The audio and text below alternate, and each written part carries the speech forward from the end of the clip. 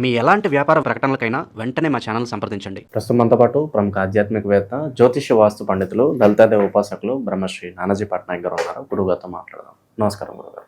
శ్రీమాత్రేయ నమః. సో వృశ్చిక రాశి వాళ్ళకి జూలై నెల 2026 ఎటువంటి అదృష్టాన్ని తీసుకురాబోతుంది? వీళ్ళు ఎటువంటి జాగ్రత్తలు తీసుకుంటే ఈ మాసం వీళ్ళకి కలిసి వస్తుంది అంటారు గురుగారు? తప్పకుండా అండి.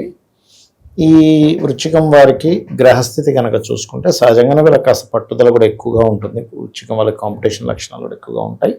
అది కాకుండా వీళ్ళ యొక్క రాస్యాధిపతి అయినటువంటి కుజుడు రాశిని వీక్షిస్తున్నాడు. దీనివల్ల ఎప్పుడు కూడా అలా ఉన్నప్పుడు ఏంటంటే కొంచెం స్ట్రాంగ్గా అవుతారు. ఎట్ ది సేమ్ టైం కేతువును కూడా వీక్షిస్తున్నాడు కాబట్టి ఆధ్యాత్మికమైనటువంటి విషయాల్లో కూడా కొంచెం వీళ్ళకి అవగాహన కూడా పెంచుకోవడం, ఆ రూట్లోకి వెళ్ళడం కూడా జరుగుతూ ఉంటుంది. చతుర్థంలో రాహు, పంచమంలో శని, అదేవిధంగా అష్టమంలో రవి. ఆ యొక్క రవి 17వ తేదీ నుంచి గురువుని చేరుతున్నాడు. ఇప్పుడు గురువుతో భాగ్యస్థానంలో శుక్రబుధులు ఉంటూ బుధుడు వక్రించుకుంటూ 5వ తేదీకి మళ్ళీ అష్టమంలోకి వెళ్ళిపోతాడు. శుక్రుడేమో కేతుతో వచ్చి కలుస్తాడు. దశమంలో ఉండే శుక్రకేతులు కలుస్తారు. ఇక చంద్రుడు అయితే మీకు తెలియని 12 రాశులు తిరుగుతాడు.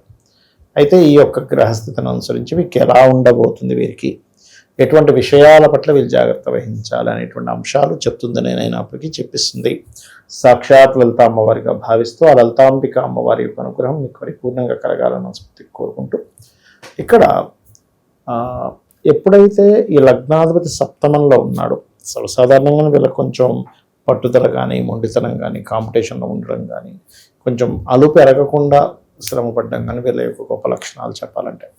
అయితే ఎంతైనా కుజుడు కదా సప్తమంలో ఉన్నది, అది కాకుండా కేతువుని శుక్రుని వీక్షిస్తున్నాడు కాబట్టి, అదేవిధంగా అక్కడ నివసిస్తూ కొంతమంది అక్కడే గ్రీన్ కార్డు హోల్డర్స్ అవడానికో లేకపోతే ఇలా ప్రయత్నం చేస్తూ ఉంటారు. అటువంటి వాళ్ళకి 4వ స్థానంలో ఉండేటువంటి రాహు అటువంటి ఫలితాలను ఇస్తున్నాడు చెప్పాలంటే. అదొకటి.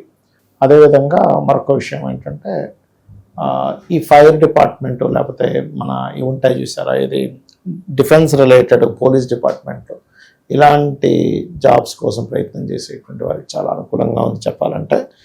తండ్రి గారి విషయంలో మొదటి 17 రోజులు, ఎందుకంటే 17వ తేదీ నుంచి భాగ్యంలోకి వస్తున్నాడు కాబట్టి తండ్రి గారి ఆరోగ్య విషయంలో మరియు తండ్రి గారి ఆస్తి విషయంలో కొంత ఘర్షణ ఇది చూపిస్తుంది చెప్పాలంటే. వాళ్ళ తండ్రి గారి ఆస్తి విషయంలో, అంటే తాతగారి ఆస్తి విషయంలో ఒక ముక్కలో చెప్పాలంటే, ఇంకా కరెక్ట్గా చెప్పాలంటే అదొకటి. ఈ సమయంలో ఎప్పుడైతే శుక్రకేతువులు ఉన్నారో స్త్రీ మూలంగా లేకపోతే కొన్ని మిస్కమ్యూనికేషన్స్ మూలంగా ఉద్యోగం మారవలసి వస్తుంది, లేదా వివాహం చేసుకొని వేరే దగ్గరికి షిఫ్ట్ అవ్వాల్సి వస్తుందండి. ఈ జాబ్ సరిపోదు, ఇప్పుడు వివాహం అయింది కదా, ఈ చిన్న జాబ్ ఎక్కడ సరిపోద్దని ఇంకోటి వచ్చిందని మారిపోవడం కానీ, లేకపోతే ఉన్నదే మానేసి ఇంకోటి దగ్గరికి వెళ్దాం అనుకోని కానీ, ఉద్యోగంలో దశమంలో కేతు ఉండడం ఒక ఎత్తు, శుక్రుడితో కలిసి ఉండడం ఒక ఎత్తు కాబట్టి ఇందులో పర్టికులర్గా ఈ 12వ అధిపతి కూడా అవుతున్నాడు కాబట్టి కొంతమందికి స్త్రీలకు ఎలా అంటే వివాహం అయిపోయింది కదా, జాబ్ వదిలేసి అక్కడికి వెళ్ళి వివాహం వెళ్ళిపోతారు, ఎక్కడ వేరే దగ్గర ఉంటే అక్కడ ఇంకో జాబ్ చూసుకుందాం లేకపోతే అలాగా చూపిస్తుంది ప్రధానంగా ఇక్కడ ఉండేటువంటి కాంబినేషన్స్ కనుక చూసుకున్నట్లయితే ఇప్పుడు వీళ్ళకి ప్రజెంట్. అయితే వీళ్ళకి వివాహ సంబంధించినటువంటి విషయంలో చాలా జాగ్రత్తగా ఉండాలని చెప్పాను. ఇంకా తప్పనిసరి చూస్తున్నాము, ఇంకా కుదరట్లేదు, కొన్నిసార్లు తప్పనిసరి ఉంటుంది. అలాంటప్పుడు ఓం కామేశబద్ధ మాంగళ్య సూత్ర శోభిత కందరాయే నమః అనే మంత్రం చేస్తూ ఈ కందులు దానంగా ఇవ్వడం చేస్తూ ఉండాలి. కందులు, ఉలవలు. ఇక్కడ దశమంలో కేతు శుక్రులు కూడా ఉన్నారని చెప్పుకున్నాం కదా. ఈ కెరీర్ విషయంలో ఇబ్బంది తగ్గాలి అంటే నవగ్రహాలలో శుక్రుడు, రవి గ్రహాల దగ్గర దీపారాధన చేస్తూ పర్టికులర్గా వీళ్ళు ఏంటంటే ఓం మాణిక్య మకుటాకార జానుద్వయ విరాజితాయే నమః అనే మంత్రం కనుక చేసుకున్నట్లయితే కూడా సరిపోతుంది వీరికి.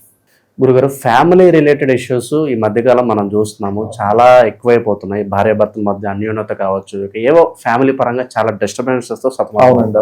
మరి దీనికి సంబంధించి మంచి పరిహారం ఏదన్నా తెలియజేయండి. ఇక్కడ ఫ్యామిలీకి సంబంధించిన విషయాల్లో అసలు మెయిన్గా ఎందుకు కలవట్లేదు అంటే, ఒకటి ఎక్స్పెక్టేషన్స్ పెరిగిపోయాయండి.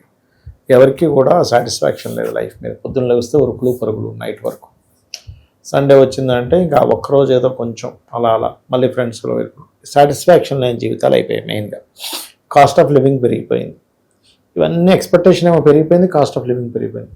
అందుకని దాంట్లో ఇమ్మడలేకపోతున్నాడు మనిషి. అదొక ఎత్తు. అయితే వాళ్ళ పర్సనల్ చార్ట్స్లో 7వ స్థానం, 12వ స్థానం పాడైతే కూడా ఫ్యామిలీలో గొడవలు వస్తూ ఉంటాయి. దీనికి ఏమిటి అంటే, ఒకటి వీళ్ళకి 7వ భావము 12వ భావంలో ఏ గ్రహాలు ఉన్నాయి, ఆ గ్రహాల యొక్క మహాదశలు, అంతర్దశలు పాపగ్రహాలతో ఉంటే వాడికి దానాలు ఇవ్వాలి ఒకటి.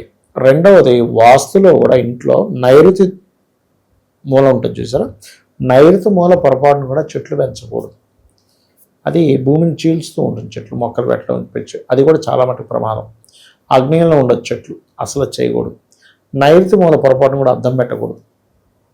ఇవన్నీ కూడా కొంచెం ఇద్దరి మధ్యన విచ్ఛిన్నానికి దారితీస్తుంది. కత్తెరలు పెట్టడం, అదే చాలా పెద్ద డేంజర్. కత్తెర పెడితే కనుక కట్ అయిపోతుంది ఇద్దరు రిలేషన్ అనేటువంటి.